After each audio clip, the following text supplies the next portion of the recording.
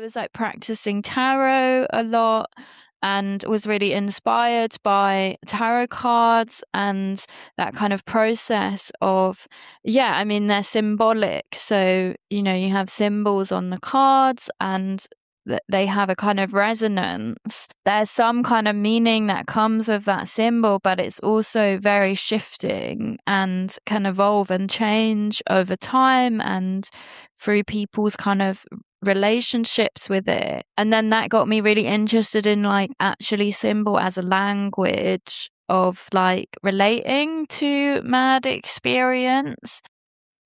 Hi, I'm Ricky Duriz. Welcome to episode 66 of the Mind That Ego podcast. Sabina Wantoch is a researcher, facilitator, consultant, artist, and animist. They are an Honorary Associate Professor at the Centre for Multidisciplinary and Intercultural Inquiry at University College London, a consultant in peer support for mental health with Imroc, and co-founder of the Mad Psychedelics Collaboratory. Their work centres around madness and its porous intersections with varieties of altered states. Our conversation covers intersubjectivity and shared perception, reducing the fear of madness, the reciprocal nature of mythos, the varieties of meaning and sense-making, and the importance of equanimity. Sabina then shares 3 symbols they've created: the net, the bog, and the crossroads. Inspired by tarot, these accompany their PhD thesis and form part of Sabina's upcoming deck that represents the mad experience.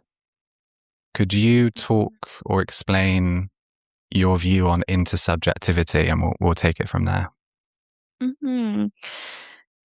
Yeah, so intersubjectivity is shared experience. It's you know, a concept that's used to kind of describe the way that we are plugged into like a shared world together. And so in my PhD research, I kind of got quite deep into like the phenomenological tradition, which kind of has quite an involved understanding of intersubjectivity. But like the basic understanding of it is the way that we kind of see reality as something that is shared, right? So if we're talking about or I mean, okay, that's debatable because we can have many different understandings of what reality is. But so maybe like leave the question of reality aside and just thinking about That like small question. yeah, like shared experience or like perception, maybe. I think that's quite that's like an interesting way to kind of hold intersubjectivity as like close to kind of perceptual experience. So if I'm kind of looking at things and perceiving them as opposed to say like other kinds of thought, such as like memories or imagination or dreaming or these other kinds of like states of experience which maybe sit more on the edge somewhere. But like perception, there's this kind of implicit assumption that when I'm perceiving something like it's accessible to others as well. And that's like the kind of like traditional picture of intersubjectivity. And of course, like this gets very like queered in mad experience, all kinds of other kinds of altered states. But I think something that's important about intersubjectivity is that it does tell us something about what it is to like live in a shared world with other people and be part of like, you know, shared life and shared experience. And a lot of my work is kind of looking at how intersubjectivity is like a two-way process or like a multi-directional process in like we kind of all have an implicit assumption that like other people are kind of perceiving subjects like us. And I kind of use this phrase like we all have like a kind of stake in reality. And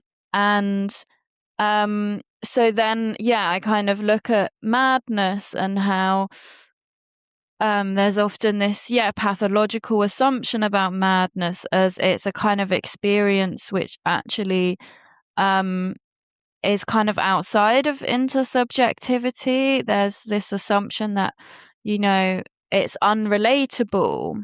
And I'm kind of looking at how that like others madness. And so a lot of my work is about actually bringing intersubjectivity to madness, and that is a kind of multi-directional process. So like about kind of like relating to madness as something that is still possible, that madness like has a stake in reality rather than kind of implicitly assuming it to be outside of that. Almost like giving madness a seat at the table. Yeah, exactly. In the dialogue of consensus, and I know you talked to this. I'm skipping ahead 3 or 4 points, sure. but you also talk about decentralizing consensus and how this relates to the mad experience. I think something that strikes me as well is, and the more I go into the field of madness, and for me, Too Mad to Be True was like the epicenter of that exploration. And it really felt like new worlds were opening up in that experience, and new understanding, people like you, so much understanding of the academic pursuit in this realm as well. Equally, I feel like it's almost interchangeable, madness and awakening. Because when you go through an awakening experience, there's this conventional metaphor of leaving the matrix or waking up from the matrix. And yeah, there's just so much overlap. And I guess I just wanted to make that point. But going back to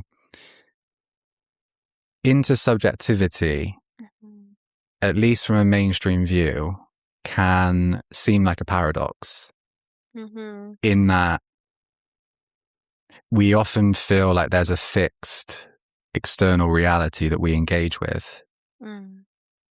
But it's a lot more fluid. And as you say, perception is almost a dance between all these different subjective points of view versus the objectification of, materialistic science as one example. But how do you view that relationship in terms of, and let me think of how to frame this as a question, the direct subjective experience versus worldviews that have been created, be it religious structures, institutional, psychiatric structures. How do you view that as it relates to intersubjectivity? I appreciate that. That's a real complex question. I hope it lands. I think I understand. I think it's really interesting. And so with intersubjectivity, kind of like you say, it's not necessarily that we that there's this objective reality and then it's just this simple thing of we all see it and then everyone agrees. Of course it's not like that. And I liked how you described it as a dance. So some of my work kind of looks at views about intersubjectivity as we are all kind of co-regulating a picture of reality, and that's something that's very social and brings certain things to be kind of salient and then other things are not. So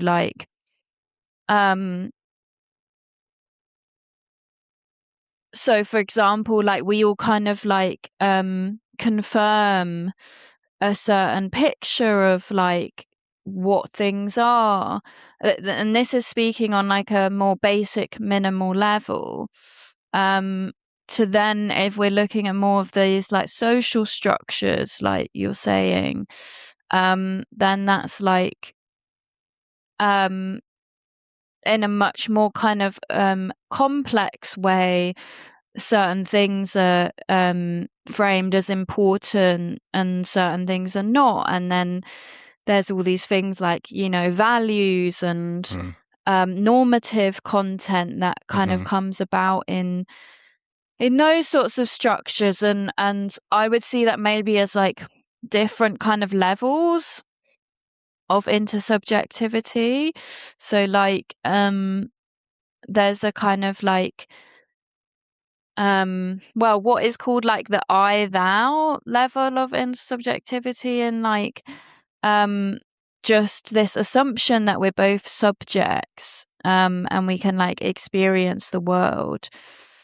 And then when we look at the more like community levels of intersubjectivity that are kind of framed through, like you say, religion or spiritual practice, or, you know, medicine, science, psychiatry, and I guess I see it as like all these things are existing together. And in that way, like the consensus is decentralized in that there are many different communities of thought. But then obviously certain structures have certain power. And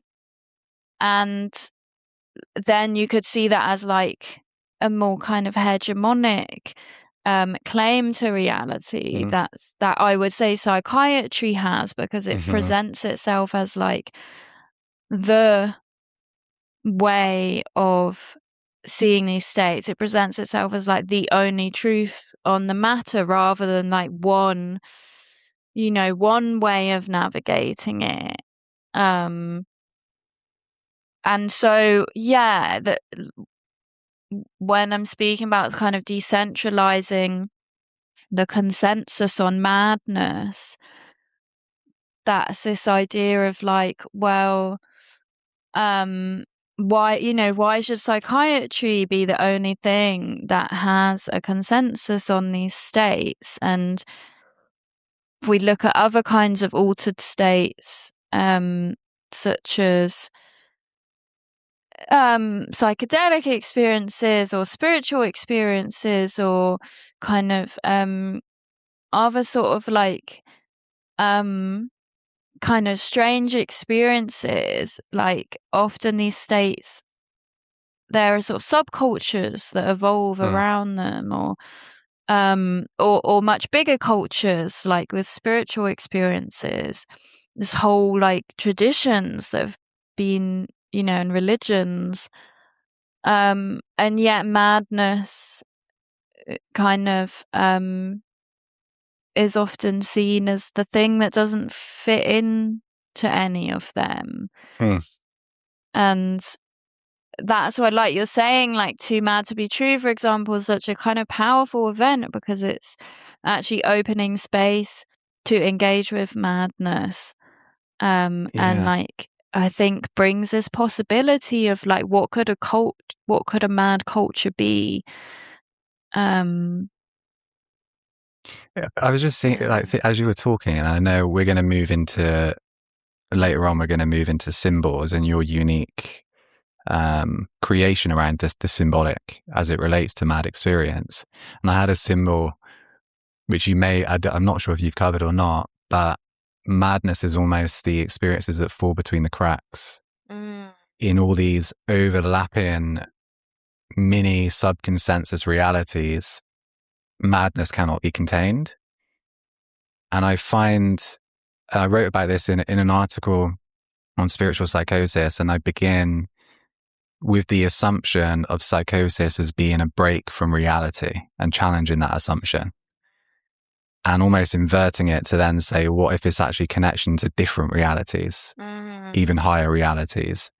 But from that point, really creating the argument that there are, as you were saying, it's a complex system of interlapping, interconnected frameworks of reality and subculture. And this idea of Charles Tart, I'm not sure if you're familiar with him. He's a transpersonal, or he was a transpersonal psychologist. Really cool. But he talks to, he's actually passed away now, but he talks to the consensus trance like a hypnosis. And building on that in this essay, I argue that we almost have this inbuilt tendency to gravitate towards another consensus. So you might have an awakening experience. So you're in the material paradigm, and then you have an awakening, and it's like, what spiritual group can I find? Or what religious institution is going to help me frame this? But then madness is in the space where, and the rawness of experience and the space that's not yet conceptualized in that way, I feel. Yeah, there's so much around that, and I guess I'll turn that into a question, but the value. So firstly, what is the value of that? Like, what do we gain from? And I know there's a phrase that I really like that you reference in habitual trust. Should you maybe talk to that a little? Yeah. I kind of had a thought just early when you were speaking. I might just share, and then I'll Please do. And then I'll go on to speak about habitual trust. Like, yeah, what you were saying about kind of that we can like jump to like find a consensus, and like, you have a kind of awakening kind of experience, and it's like, oh, what framework can I use to understand this? And I think that's really interesting because, like on one hand, like, frameworks or communities are so important for us to kind of be able to like relate to others with an experience. But at the same time, it can take you kind of away from that raw experience, like you said. And like, there's something about madness. I think that there's some kind of inherent like mysteriousness to it. And like, I think in kind of finding like mad consensuses, it can be easy to try and interpret the experience when actually maybe that's like another kind of dance between like relating through the experience, but also not jumping to explain or interpret or theorizing it, and actually staying with its mystery. It just kind of made me think about that. But like, yeah, in terms of habitual trust, so that's a phrase from a phenomenologist called Matthew Ratcliffe, who I kind of look at in my PhD thesis. And it's a concept that's also it's also called like intersubjective trust by some other writers, but it's like the idea that that there's a kind of trust inherent in like feeling something as kind of being real, that like that this idea that like reality is kind of something that others can have access to, that there's a kind of like feeling of that there's like a sense of reality as like it has its own like kind of affective flavor or its own like character that feels a certain way, and that there's a kind of trust in that, like a habitual trust. And so like in kind of Ratcliffe's work, so he has more of a kind of pathological view on anomalous experience, or like, I mean, you could say that he has a pathological view, but he kind of sees anomalous experiences as like breakdowns of habitual trust. But but then I've kind of used some of his work to look at like, okay, maybe in these experiences there's some like disturbance to that sort of usual flavor, but then it's like, I don't think that has to mean that then it's, disordered. Actually, it could be a disturbance that, like you said, opens up to some other kind of reality, some other kind of insight. And actually, think it's really interesting how, sometimes like a trauma or like experiences where someone is really pushed to a limit can like actually fundamentally, change or disturb or shift that kind of sort of usual flavor of reality to actually, open up channels to, yeah, different kinds of experience. And yeah, like, yeah, Yeah. could be seen as like awakening, like you said. It's so interesting as well. The way I was smiling in one moment because this Mm. parallels a lot of my conversation with Jasper. Ah. There's a lot in around the way in which we kind of gain understanding and Mhm. interact, and it's really cool to see that parallel. Um, yes, it's interesting and also so difficult to articulate language or concept. And I know you talk of trans conceptual. Maybe that's something we could also look at, Mhm. but the frameworks we apply to make sense of experience in a useful way. You have like the rawness of experience, even if you look at that as raw sensory input, Mhm. however that may be, and like a coherence that is created through concepts, shared concepts, consensus in a way that is empowering. It allows us to interact. It allows us to function. And then patterns or structures that become rigid and ingrained, Mhm. especially and as it relates to perception, but on a more basic level, habitual behaviors, habitual thoughts, habitual responses, and how, like you mentioned, trauma as being one kind of experience that can just break that down. It Mm. can disintegrate, and there's so much value in there. There's so much potency potentially. I know I had a conversation with Stin Van Hula around Lacan, and in Mhm. that model, it's this idea of the real. It's almost like life itself moves through that, then breaking through the structures that we have, and it's transformative, but also potentially destabilizing. This idea of spiritual emergency, for example, being a disorienting time. Mm. And I wonder, and that kind of leads me nicely into your work on the fear of madness. So there's this intersubjectivity, there's a sense of comfort in a way, a sense of familiarity that we can get from that. But then there's also the flip side of what happens if we feel like we start to lose contact with that. Could you maybe talk to that side of the experience? Yeah. Yeah, so like, yeah, there is a real fear of feeling like one is, yeah, losing contact with that kind of sense of being, plugged into a shared reality with others. And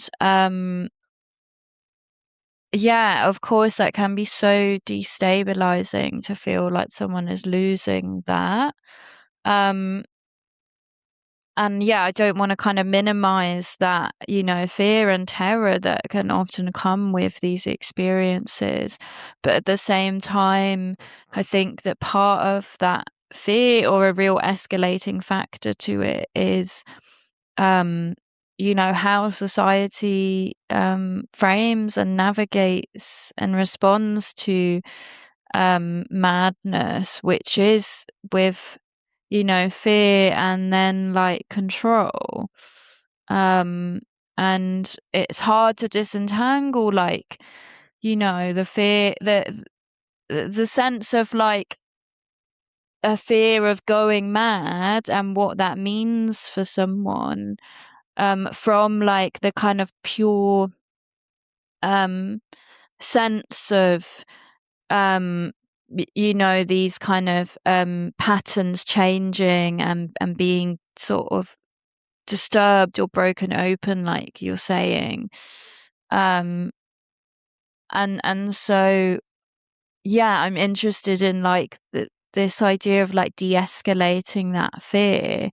And yeah, I really think that kind of having a different culture towards madness really helps to de-escalate that fear. And there being kind of spaces that can actually sort of be with madness, kind of means that like going through an experience like that need not equate to like being kind of othered from relationality in more of a kind of essentialized way. That I think that yes, some of my work on fear of madness kind of looks at how these experiences are often framed as symptoms of some kind of like essentialized condition that stays with someone for their whole life, um and and kind of is seen as some kind of like disorder of their ability to like know reality or to kind of share in a world with other people. And that immediately presents a big kind of fear and like risk sort of rhetoric, that an experience could mean something like that. Whereas I think more of a kind of like continuum or like a spectrum idea of these experiences allows for like more fluidity between like the way that someone's experiences the world or like coheres the world around them, that can start to really profoundly shift. But it doesn't mean that then they're necessarily like gone somewhere never to come back again. That actually perhaps those experiences can have certain kinds of value, and then and for that to be a place that like people can actually share in some way. I think kind of de-escalates that fear of madness. Yeah, like the understanding that there's also treasure there. Yeah. And it is such a primordial fear. And I say it maybe not actually, maybe it's more of a modern fear in an ego-based culture, a culture that really prioritizes agency and control. This also came up in the conversation with Jasper as well, just this idea of how much are we in control? And madness, I think, so often is really closely linked to losing control, the fear of losing control. To what is the question? I imagine, like, what are you losing control to? Is it impulsivity? Is it life itself? Just the unbearable lightness of being, feeling too much, feeling overwhelming. And I think this, so important to, as you say, de-escalate the fear around it because of the treasure. And because in my worldview, that awakening is awakening to the fullness of this, at least an insight or a dialogue with the fullness of the self, which is where transformation is. That leads me on to mythos, mythology, and symbols. So we're exploring, there's intersubjectivity, there's a space beyond the conceptual. How do you, within what can feel really spontaneous, hard to articulate, hard to conceptualize, but a very real experience, a very real dimension. How do you relate that to symbol and myth? Yeah. So yeah, so I think for me, kind of symbol and myth opens up, a picture of the world, some kind of like, I want to say like kind of like language game about reality, or um a way of relating to reality, to the world, to life, that is, kind of different from the sort of materialistic based view that also, like you say, is so kind of focused on agency and control. And the world of myth, so for me, I'm a really like non-linear thinker, and like myth really fits with that for me. Like, in the world of myth, there's this sense that,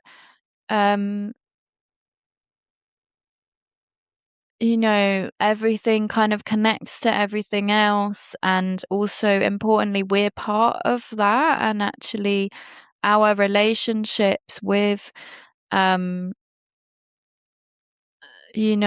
whether you want to see it as like, deities or kind of archetypes, or however you kind of view like these sort of actors in the kind of mythic reality, um is that our kind of relationship to them actually like,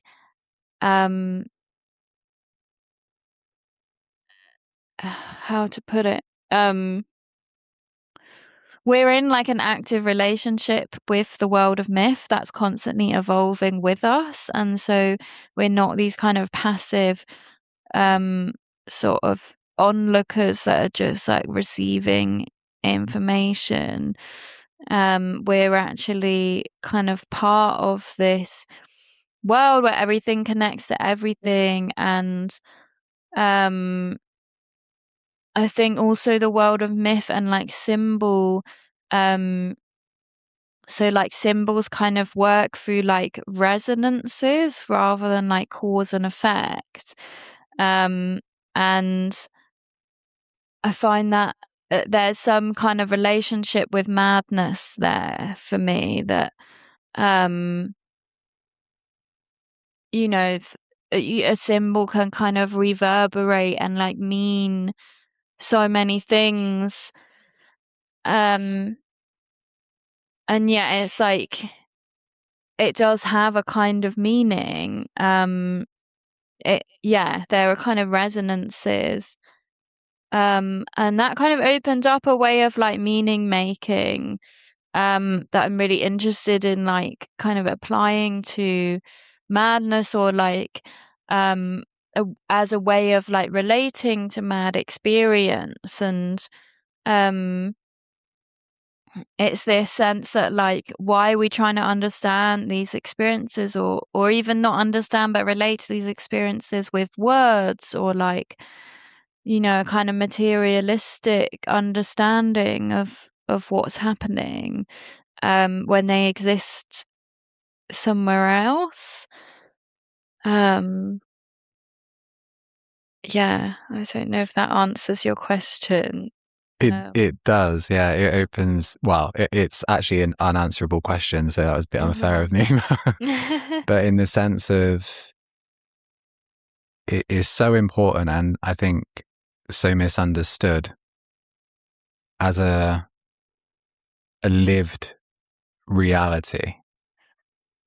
And I found really try it, like with this spiritual psychosis essay, the toughest thing was, how do you go using language, which is in its nature confined, how do I describe this full circle experience of something like in the mythological or the symbolic being deeply personally meaningful, but not detached from the world? Mm. And I think, I mean, this is where Jung bridging out into eventually into synchronicity is this idea that there is this full circle experience where the inner becomes outer. Within that, there's still the risk for like delusion, hallucination, but there's also a deeply personally meaningful event that can manifest. And I would argue in that even a hallucination is purposeful as it points to something. But I think this understanding of living a symbolic life, or understanding that, like you say, it's always unfolding, it's always engaging, it's always calling you in a sense. And it is very much real and alive. And I know you talked to the animist worldview as well. I really like that idea of a reciprocal reality. It's not this fixed external objective thing as we discussed, but not only is it fluid, it aligns with mythology in that way. I don't know if that brings anything up for you, or I'll kind of segue into another. Yeah, I mean, it's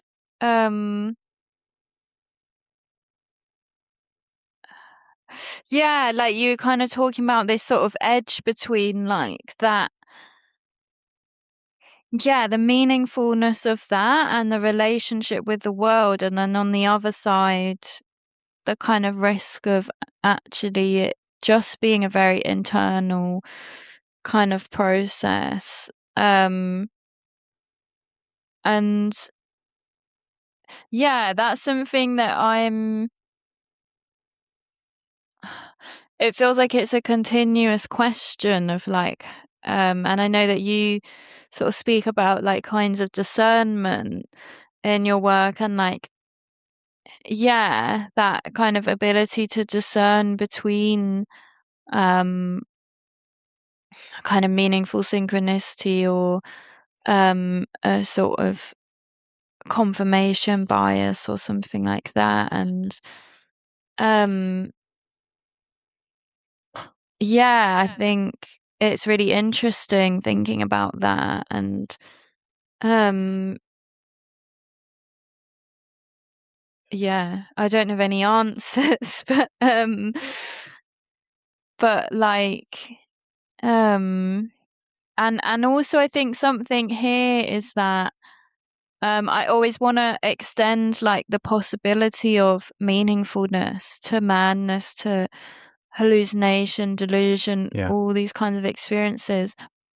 But then on the same time, I don't want to enforce them to be meaningful either. And um, I think, or like enforce that from the outside. And I think it's really important that we also kind of are able to be with those states of madness that maybe someone doesn't feel like there's any meaning coming from it, but like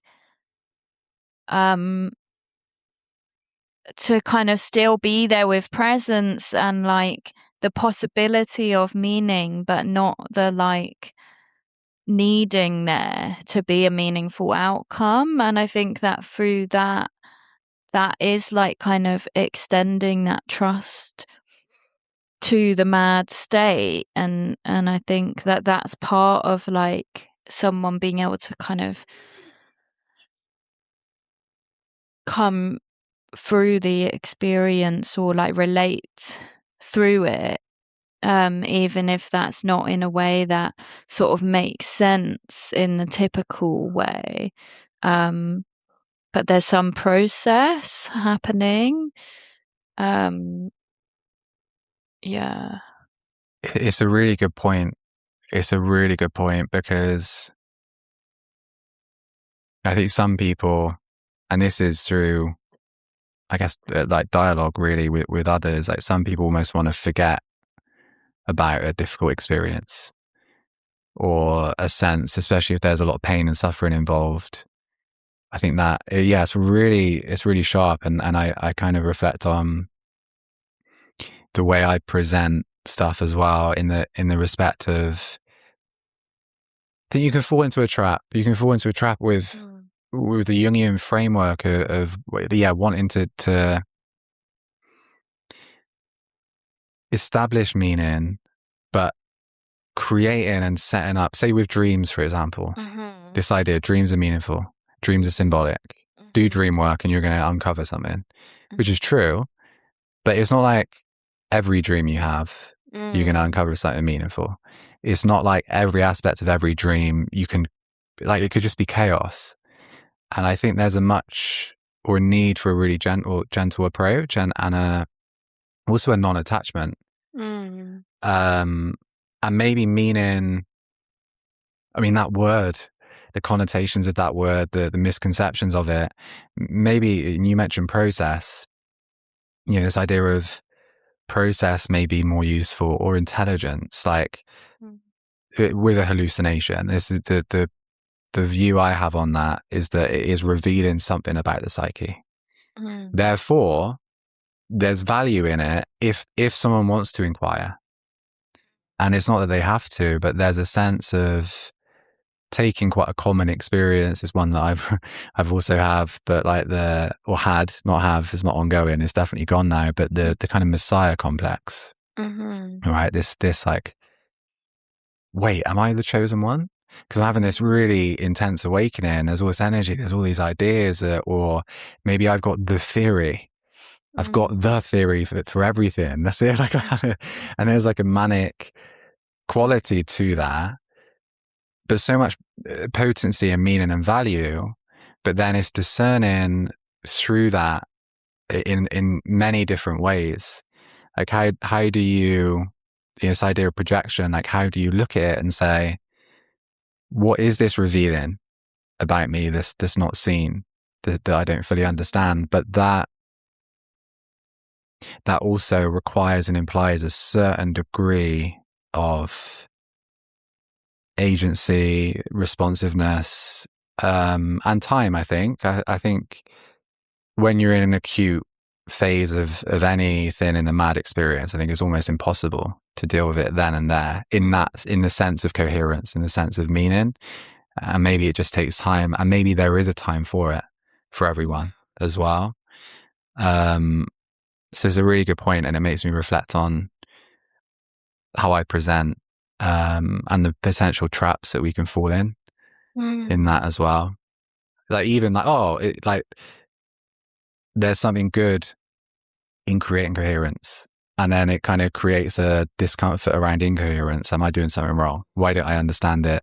Why can't I see the symbol? And it's just how the human mind works, I guess, in that way. Yeah, I think that's really interesting, and it brings to mind for me this like, way that we can also really grasp onto meaning and just need more of it, and not be kind of satisfied with it, and reminds me of that other side of meaning, and like that sense, in some kind of forms of mad experience where it feels like everything is so meaningful, and but then there can be that other side of like nothingness or emptiness, and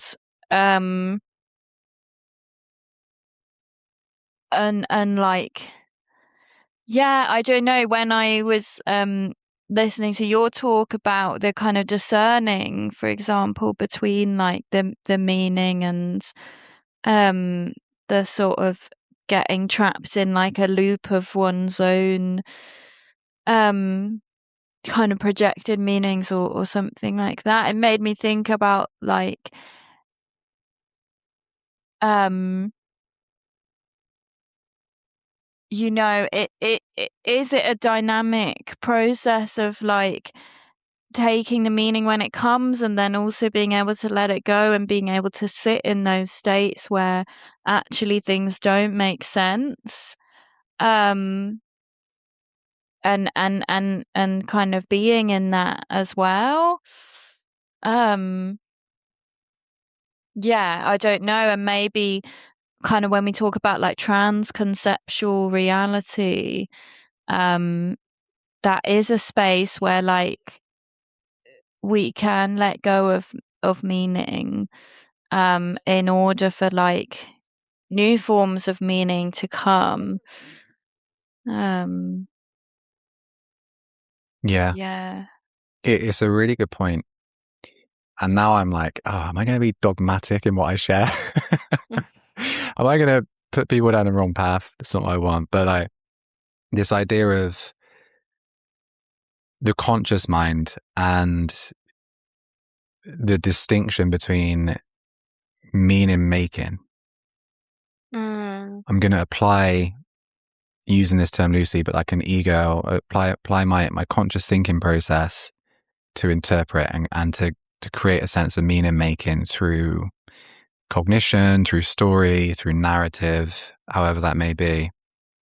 I do believe the meaning in the mythological sense is inherent, and it's not something to be interpreted. The interpretation, in my understanding, my experience of this, like even the word interpretation, like that sounds kind of academic, or like you're directly translating something. Like I'm going to interpret it, like as if someone's speaking one language, and then you have an interpreter that's going to put it into another language, and the meaning is just about there. I think it more relates to what you were describing, in that it's an ongoing process and there's a dialogue of understanding. And that feels a lot different. Equally, they both have value. And I think this is the key, because on one level, it's not to say that inherent meaning is clear or coherent or even understood, because, you know, in my experience, I can have a dream 10 years ago that at the time I didn't realize the value of, or the meaning, until I'm in a different life circumstance, different events are going on, and then all of a sudden, oh, I had this dream. Wow, like this dream now appears different from how I've become in this kind of chronology of time. So I think also the process of that is really important as well. And like maybe we need different language, because the inherent meaning that, like, there's the inherent meaning of that mythological. And I would also argue that a lot of Eastern traditions that are more in the liberation awakening side, they explore like just the meaning of being, contentless meaning, where just being alive and experiencing itself is meaningful. And I wonder, you know, these times, these spells where everything does feel meaningful, I wonder if that aspect, that quality is just saturating everything. And then the mind goes, oh, everything's meaningful, you know? Yeah, so I'm kind of going off on one there. Don't know what that brings up. No, that's really interesting. And actually, I was going to kind of ask you about, because I know you look a lot at like some of the Eastern traditions, and, you know, kind of what that might offer, madness. And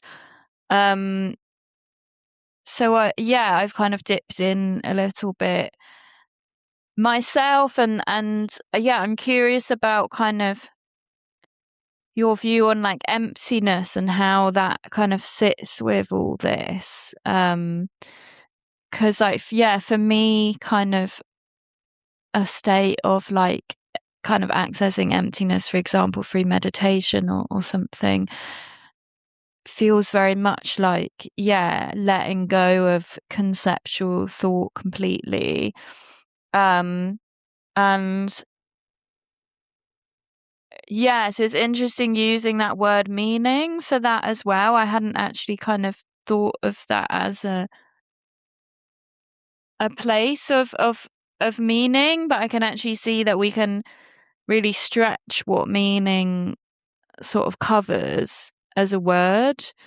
Because I think it is used in many ways, the word meaning. Like it can be used to mean like like sense making, and then it can also just be used in a more loose way of like that there's something and like you're saying, how it applies to kind of mythological meaning is like that's not about sense making or interpreting, but is it like a felt sense or yeah. Anyway, that was a lot of different things, but I don't know if you have something to respond.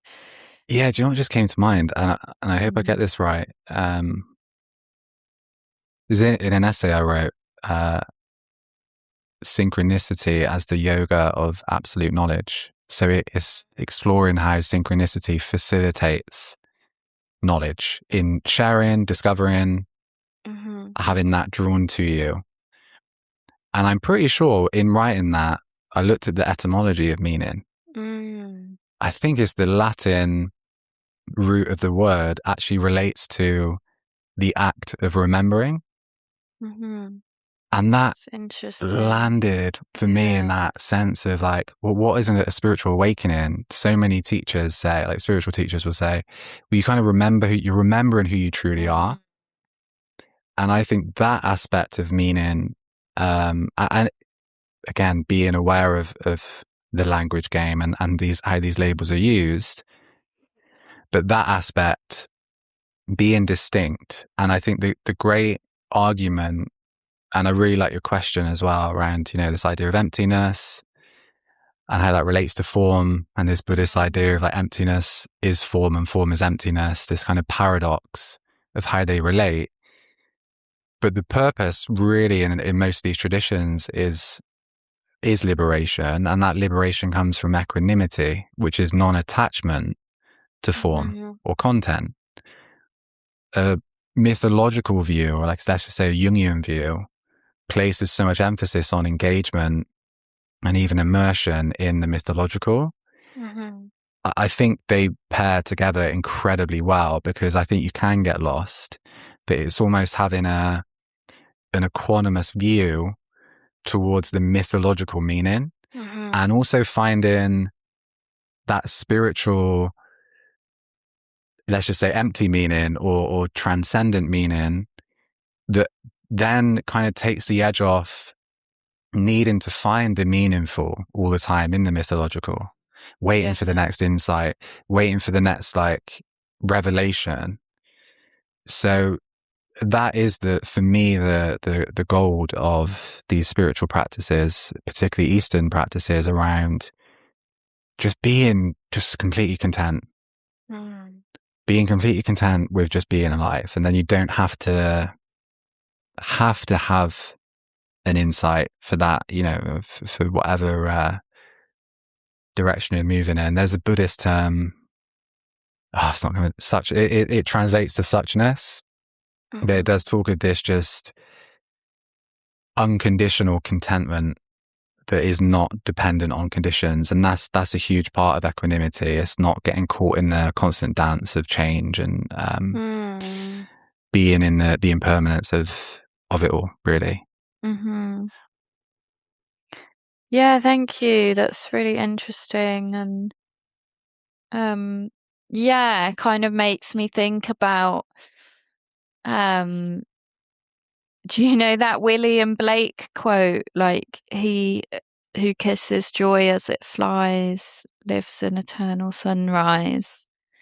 He who binds himself to joy does the winged life destroy. I don't know if you're a Blake fan, but I am, and I've not heard that. So thanks for sharing. It's like my like cool. favorite I love that. piece from him.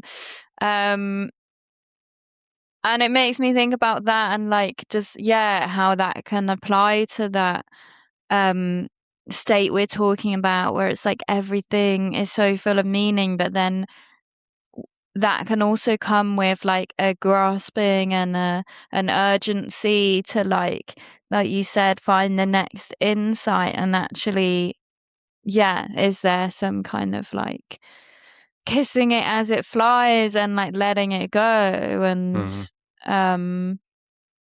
yeah, and it's interesting for me to think about then the role of like society and how other people respond to the mad state in that. And like I think that, you know, when the kind of consensus world or other people are responding to someone who's in that state with like, you know, like, oh, you're exhibiting signs of psychosis, you need to be like controlled and contained, that can then escalate that state to like, oh, well, you know, I can't trust those people, so I need to trust this inner unfolding even more.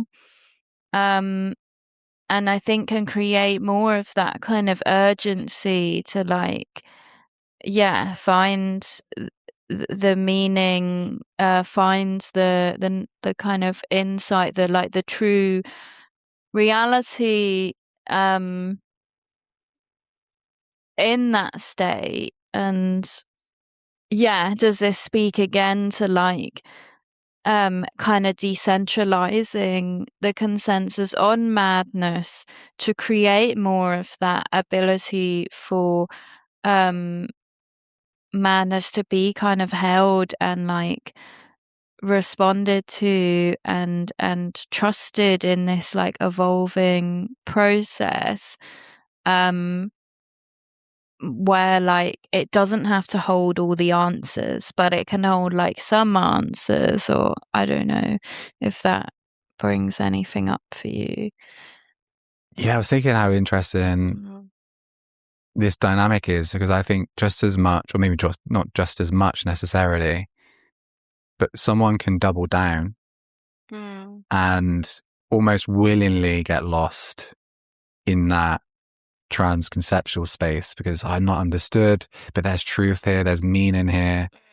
And now I'm gonna dissolve into that reality and not function in the intersubjective. And I think another potential direction is when people then reject their own experience. I think that's Mm. also a huge injury to have, because Yeah. it's so strange, like having, and even in talking about it, it objectifies it. But this idea of a hallucination, there's the concept of a hallucination. But for the one experiencing it, it's not like they're experiencing a concept of a hallucination, which is like seeing something that's not there. It is their experience. It Yeah. is their perception. So then if you have an external enforcement of, oh, that's a hallucination, it's not real, you're telling that person the immediacy of your experience is not real. Now that's a huge injury, and that's the rupture that does to self-trust. Definitely. I think as well, like part of the exploration that I'm on as well, and in this essay and in the talk is, you know, it's discerning, meeting the experience where it's at, and understand you can't just turn off the switch off. Like I experienced it through more acute phases, auditory hallucinations. They were there. Like whether someone said to me it was a hallucination or not, they were there. I could hear things. And there was a great sense of anxiety and fear around that questioning, because I think part of me Mm. was like, wait, is this what? Like, is this happening? And then there would be a collision of like material contradiction. And what I mean by that is like thinking I could hear someone speak, walking into another room, and like the volume of the voice is exactly the same, and then the door's closed, and I'm like, oh, well, that can't be, you know. So having those kind of experiences, but it wasn't experience, it was perceived.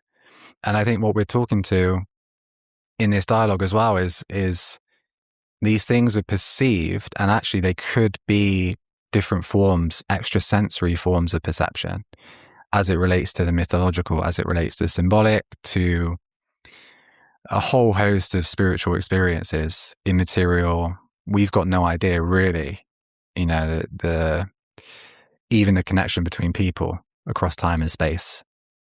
Thinking of someone, then Yeah. they message you, like these kind of things where these inputs of perception, they're not all just not real or made up. Like they could be communication with other realms. So for all we know, I do want to make sure we have time to look at the symbols that you've created. Could you maybe give just an overview of how you come to start designing these, and then we can look at one or two in more detail? Sure. Yeah, I feel like we could talk forever on this. So the symbols, so they kind of came out right at the end of my PhD, which was all about this kind of entanglement of madness, and then the way that it's responded to, and kind of how what happens, and how that kind of the way that madness is framed becomes part of the experience. Like writing the whole thing as a thesis was like, I managed to do it, but the whole time I felt like it needed a more non-linear kind of demonstration. And it was actually right at the end that I decided to kind of create some symbols that kind of demonstrated it. More just for like my own way of like processing it all, but then it opened up a lot.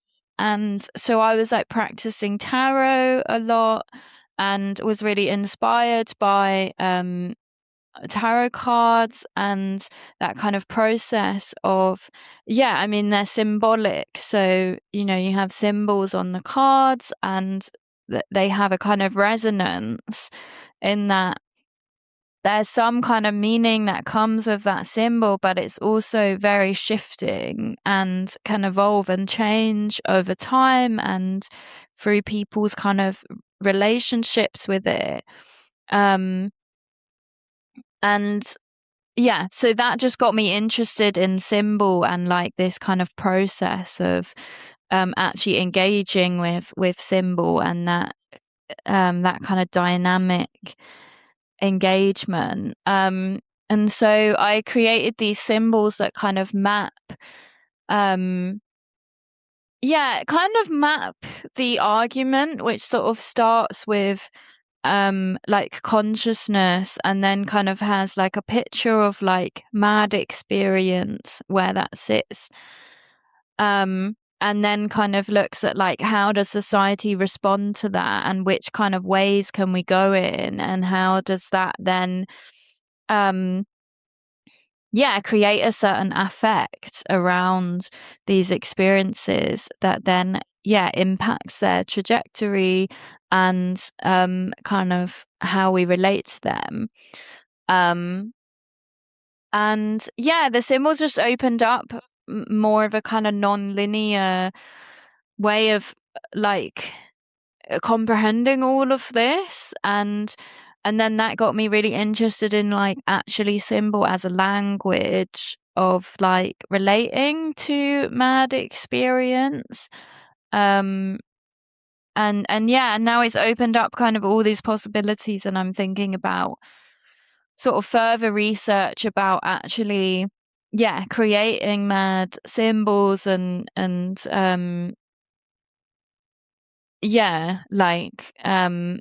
kind of symbol as a kind of language for these states.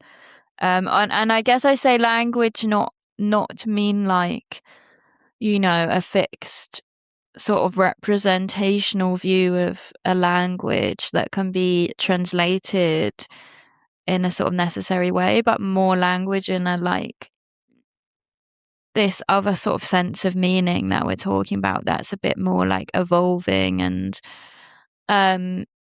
maybe more like a felt sense than a kind of like conceptual framework.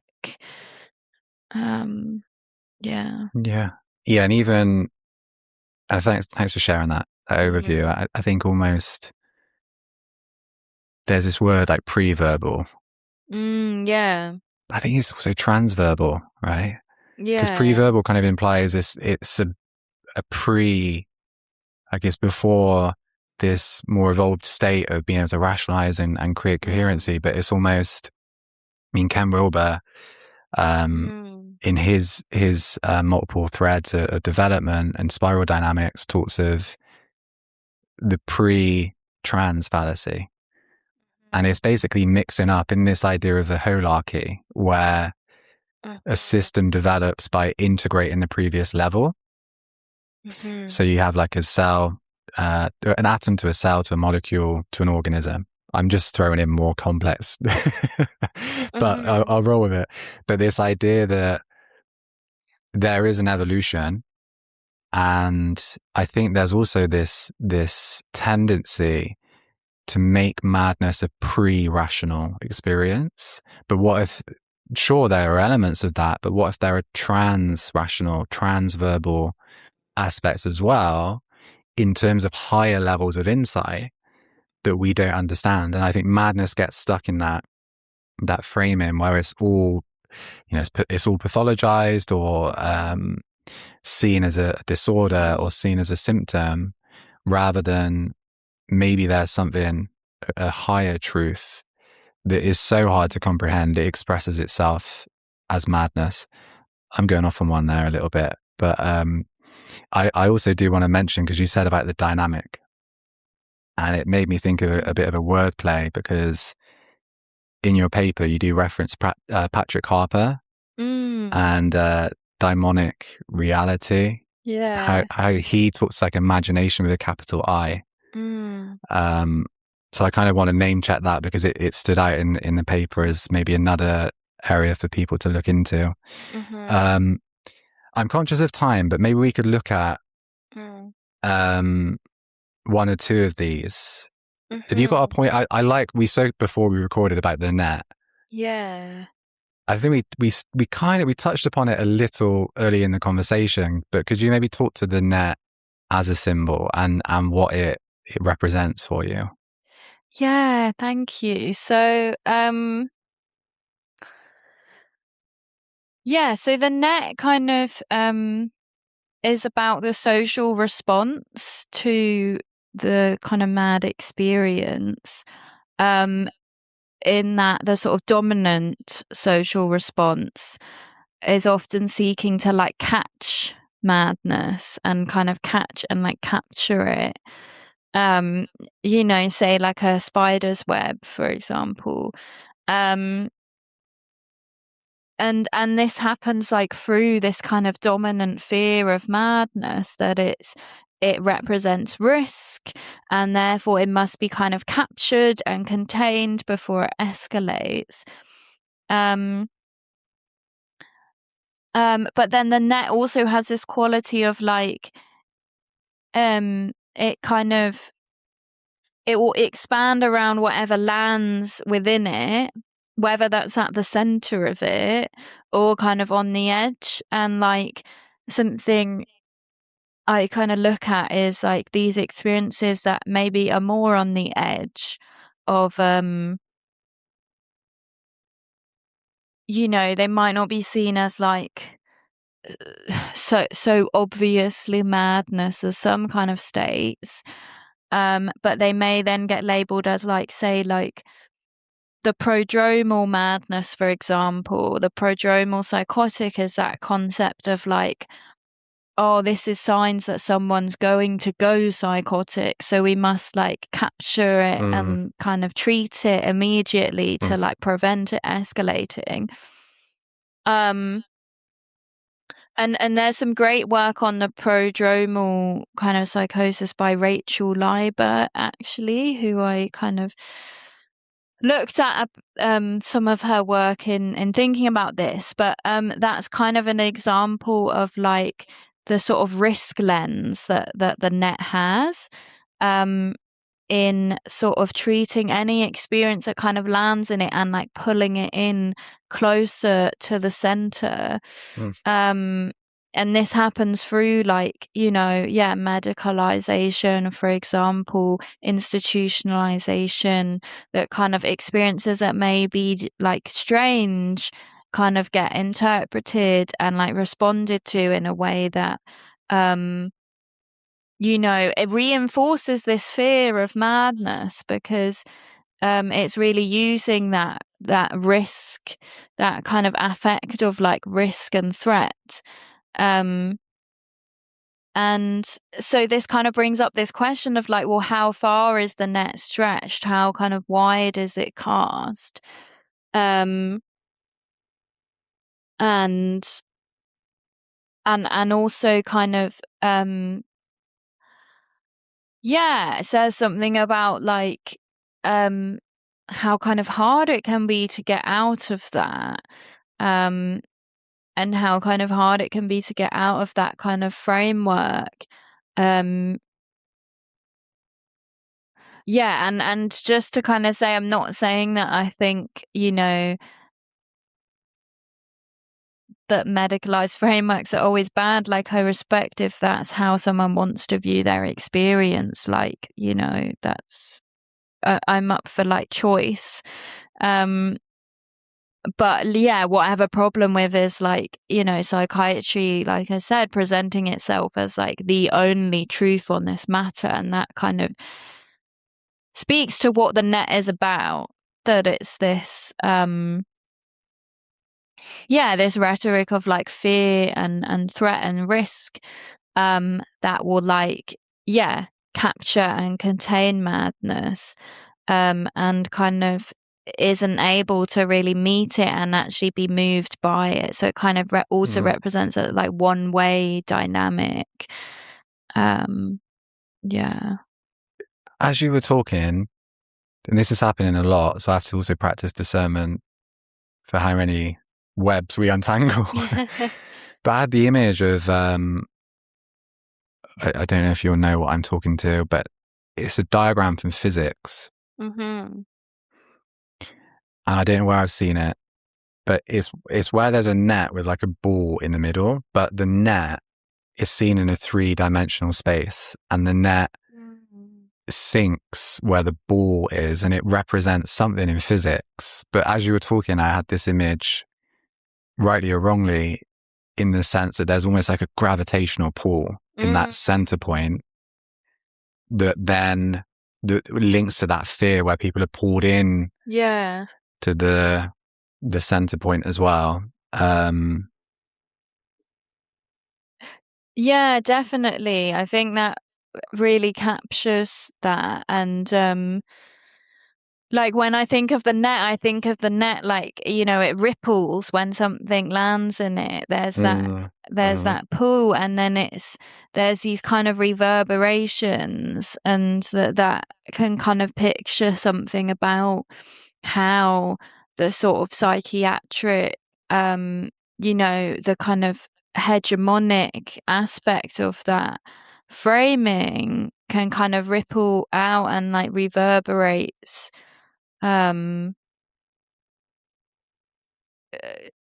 of around, like, someone starts having these kind of experiences, people around them are worried, there's this kind of rippling effects that has its own affective experience that I argue can kind of escalate the sort of state of madness. Yeah, and it makes me think of, and I just want to kind of name the fact that we're talking spontaneously to symbol right now. Yeah, and I like it because I'm getting images coming through when you're talking, and like just to kind of share my experience, you talk about the reverberation, and I could see the edge of a spider's web with something landing on it, and then in that I had the thought around how the spider represents the institution as like it will be notified. That's what the web's for. There's a reverberation the spider picks up on to know it's feasting time. And I'm kind of I don't usually do this. I'm kind of tempted to look up the the symbolic meaning of what a spider represents, because I'm sure there'll be something in that. I won't digress too much. Something related to that. I'm not sure if you've heard of concept creep. Yeah. I think I've heard of it, but yeah, if you fancy just explaining it so I know I'm on the same page, be helpful. But Unfortunately, I don't remember who came up with the term. It was a psychologist, but it's this idea of, and I think it was around diagnostic criteria. That was where it first was shared. And it's the idea that, how does he describe it? Like the net is getting wider. So the net for depression, more criteria are then held under that concept. So the creep is the increasing willingness to apply that concept to experience. Sure. And it expands and it expands, and then you start to lose nuance. Yeah. In it, and then it goes into that kind of Orwellian, it takes away differentiation if you continue to expand out. Like at one point, if you were to really go with that thought experiment, at one point everyone would be depressed. Yeah. And then someone with clinical depression would be conceptualized alongside them. So I think his argument is that you have to have more refined concepts. But I think there's an axis, and there's I'm not remembering this, but like the amount or the diversity of experience that go under that concept, and there's another axis. But people can look that up. I'll find that after. But yeah. Yeah, and I think that makes me think of the kind of other side of the net, which is also speaking to like the kind of psychiatric industrial complex and the way that you know, the neoliberal world through kind of it's, you know, this agenda of like profit making that kind of imbues anything that is trying to sort of exist under capitalism has this incentive to kind of maximize profits, and so like kind of swallow anything into it, and so we get this swelling effect, you know, that we can see through, you know, the psychiatric industry of like, oh well, the more people this applies to, you know, the more drugs that can be sold to treat it. And that also goes hand in hand with the net, in the sense of like kind of capturing and drawing in. So I just thought I'd kind of name that as well. But I did, you know, didn't realize how much there would be to kind of free associate with each one. But let's go on to let's how we're doing for time. Let's see if we can cover the bog and the crossroads. Okay. In maybe the next 10 minutes or so, and we'll kind of touch upon them. Unless you feel there are others that are more relevant to this discussion. No, we can do the bog and the crossroads. Yeah. So the bog then kind of comes when we're thinking about this affect of fear, then the bog is kind of the other side of like the bog is something about the mad world, and like actually jumping into that kind of fear, and it links to like the sort of symbolism of bogs, and also their kind of also sort of social reality. And bogs and swamps were feared by many people, kind of drained over centuries across Europe, but are actually places of such rich ecosystems. And I think really symbolize something about like non-linearity and the plural, and everything kind of touching everything, like the space of the liminal. And then I started bringing in that so like peat bogs, which we have in like Scotland. There are a lot of peat bogs and peat preserves. It's an amazing preserver. So like, I don't know if you've heard of bog bodies, like people that have fallen into peat bogs like centuries ago. and their bodies are like completely preserved, and that kind of then brings up this imagery of like memories can be preserved in or maybe not even memories, but just like time becomes elastic, and the past is existing in the present, and all of it is there kind of swimming around in the bog. But bogs also are these places of like fear and disgust. So that kind of symbol is like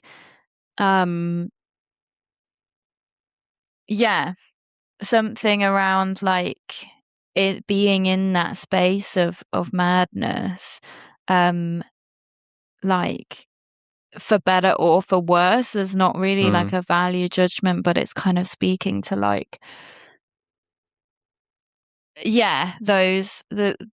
the kind of normative judgment that's often applied, but then also like the value and like the treasure that can be in there, the rich ecosystems sort of floating around in the bog. This is sick. I love it. I'm like, oh God, I could keep talking for so much longer, but something just quick on that one.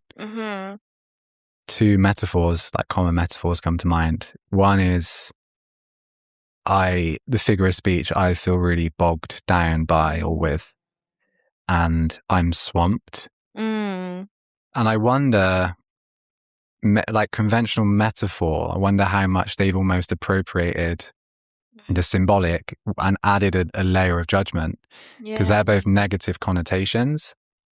And I wonder, like this idea of, it does make sense though, like being swamped, because there's a feeling of overwhelm. Yeah. And often when people say it, it's more to the overwhelm itself. Like there's usually something of value, be it work, be it other obligations. I'm generalizing a little bit, but I feel like when that's used, it's like you don't immediately think someone's in a crisis right now. They've got really challenging stuff going on. You think there's a lot going on, and the overwhelm itself is creating that swamped-like feeling. But I think they can and they do talk to madness in that, because there's such a, like you say, that that's why symbols are so cool, because they capture the contradiction and the paradox. And it's like, you're swamped by it, but there's a rich ecosystem, but there's a preservation. Okay, moving on before I ask more questions. So on to the crossroads. I just wanted to say, like, you just summed it up around like the paradox and how symbols can capture all of that together.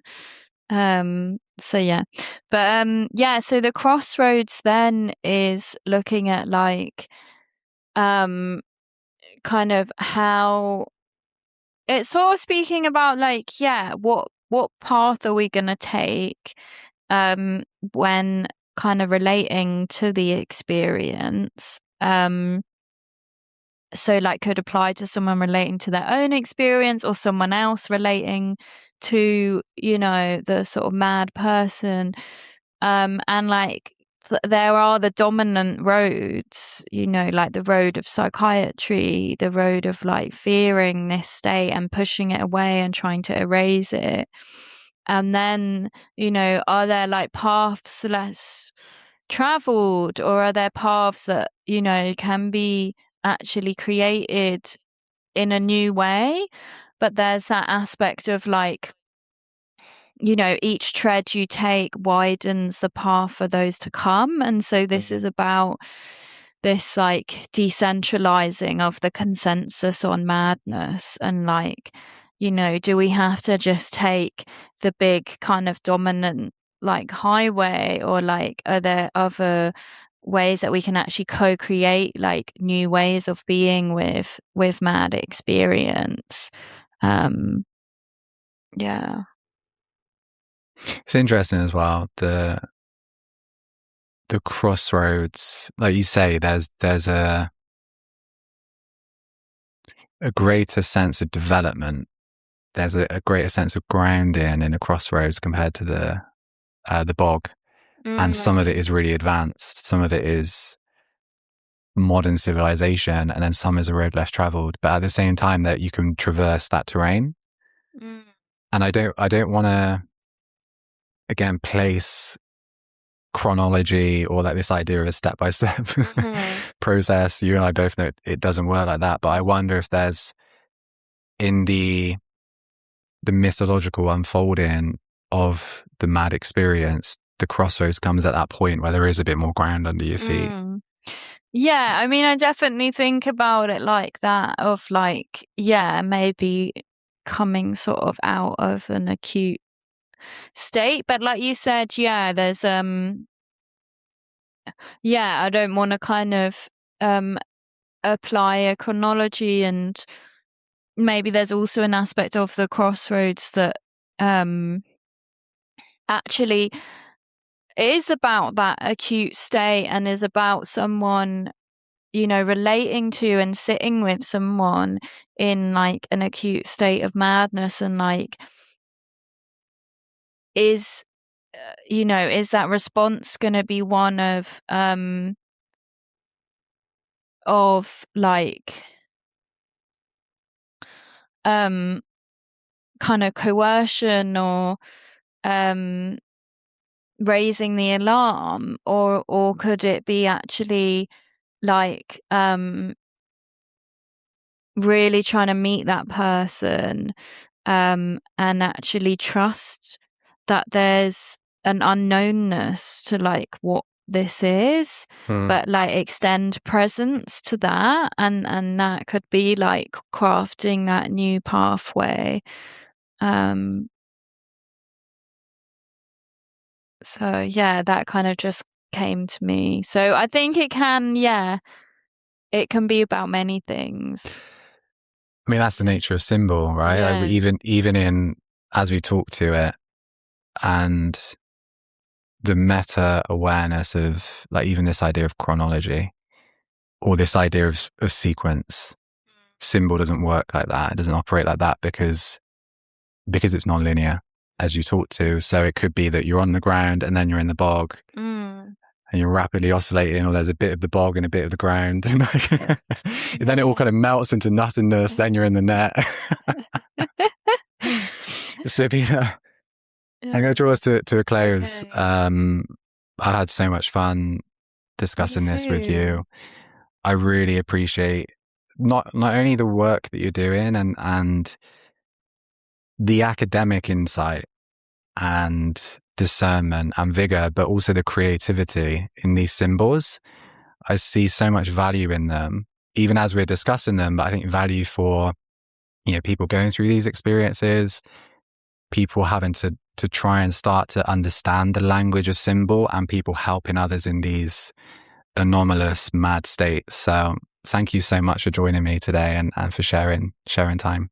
Oh, thank you so much. Yeah, that's so nice to hear.